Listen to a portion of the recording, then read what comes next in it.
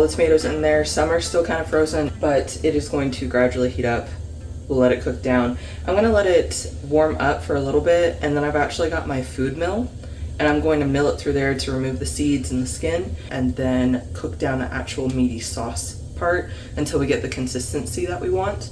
When I make tomato sauce, I don't like to season it just because it allows me to use it any which way. It allows me to have more freedom in what I currently have on hand to use how we are using it and how we want it. I'm just gonna let it go for a little bit. I'm gonna keep stirring it so none of the skin sticks to the bottom. This has been going for about 15 minutes now. A lot of it is still frozen. I will probably let this go probably another 15 minutes to another 30 minutes or so. Enough that it's heated through and like we don't have a bunch of frozen bits, and then I'll run it through the food mill. When you freeze tomatoes, when they begin to thaw, the skins just kind of like fall off, which is great because I don't have to go through the process of like if I was canning fresh tomatoes. With fresh tomatoes, you would have had to blanch them in water, then put them in an ice bath, and then slip the skins off yourself.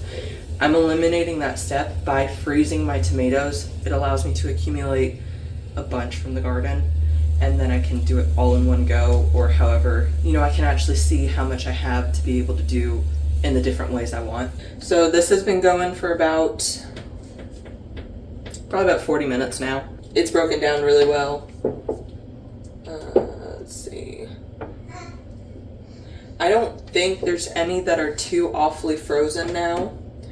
I think for the most part it has broken down enough that I can throw it through the food mill.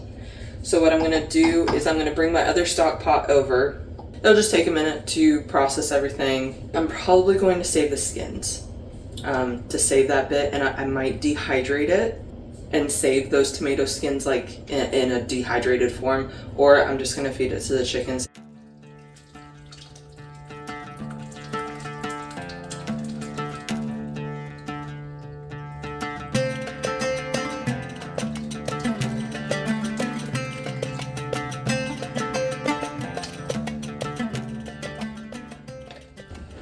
So we finally finished milling the tomatoes. This is how much skin and seeds is left over, which I probably could have run it through again, but I'm not worried about it. And then we have up to here in tomato sauce, which is great.